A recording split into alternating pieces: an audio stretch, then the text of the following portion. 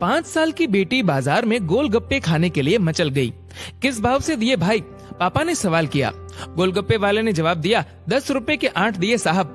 पापा को मालूम नहीं था गोलगप्पे इतने महंगे हो गए हैं। जब वे खाया करते थे तब तो 5 रुपए के 10 मिला करते थे। पापा ने जेब में हाथ डाला, 15 रुपए बचे थे। बाकी रुपए घर की जरूरत का सामान लेने में खर्च हो गए थे। उनका गांव शहर से दूर है। 10 रुपए तो बस के किराए में लग जाने हैं। नहीं भाई, 5 रुपए में 10 दो तो ठीक है, वरना नहीं लेने। ये सुनकर बेटी ने मुंह फुला लिया और बोली, अरे अब चलो भी पापा, नहीं लेने इतने महंगे। पापा के माथे पर चिंता की लकीरें उभर आई। अरे खा लेने दो ना साहब, अभी आपके घर में है तो आपसे लड़कर भी खा सकती है। कल को पराए घर चली गई तो पता नहीं ऐसे मचल पाएगी या नहीं, तब आप भी तरसोगे बिटिया की फरमाइश पूरी करने को। गोलगप्पे वाले के शब्द थे तो चुभने वाले, पर उन्हें सुनकर पापा को अपनी बड़ी बेटी की याद आ गई, जिसकी शादी उन्होंने 3 साल पहले एक खाते पीते पढ़े लिखे परिवार में की थी। ससुराल वालों ने पहले साल से ही उसे छोटी छोटी बातों पर सताना शुरू कर दिया था। 2 साल तक वह मुट्ठी भर भर के रुपए उनके मुंह में ठूसता रहा, पर उनका पेट बढ़ता ही चला गया और अंत में एक दिन सीढ़ियों से गिरकर बेटी की मौत की खबर ही मायके पहुंची। आज वह छटपटाता है कि उसकी वह बेटी फिर से उसके पास लौट आए और वह चुन चुन कर उसकी सारी अधूरी इच्छाएं पूरी कर दे, पर वह अच्छी तरह जानता है कि अब ये संभव नहीं है। दे दूं क्या बाबूजी?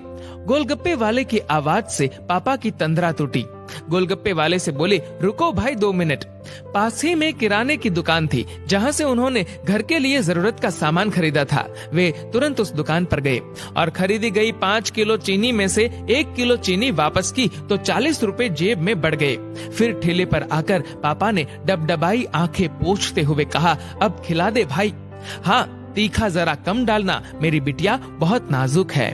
ये सुनकर 5 वर्ष की गुड़िया जैसी बेटी की आंखों में चमक आ गई और उसने पापा का हाथ कसकर पकड़ लिया। जब तक बेटी हमारे घर है उसकी हर इच्छा जरूर पूरी करे, कोशिश करे उसे हर संभव खुशी देने की। क्या पता शादी के बाद उसकी कोई इच्छा पूरी हो पाए या ना हो पाए।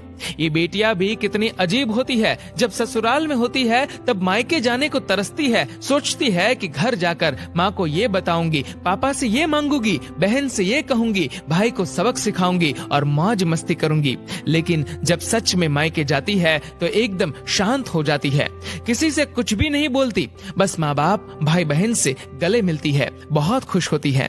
भूल जाती है कुछ पल के लिए पति और ससुराल, क्योंकि एक अनोखा प्यार होता है मायके में, एक अजीब कशिश होती है मायके में। ससुराल में कितना भी प्यार मिले, माँ बाप की एक मुस्कान को तरसती है ये बेटियां।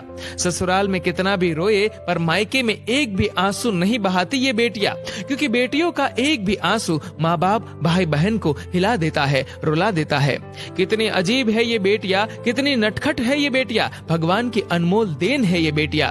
हो सके तो बेटियों को बहुत प्यार दे, उन्हें कभी भी न रुलाए, क्योंकि ये अनमोल बेटी 2 परिवार जोड़ती है, 2 रिश्तों को साथ लाती है अपने प्यार और मुस्कान से।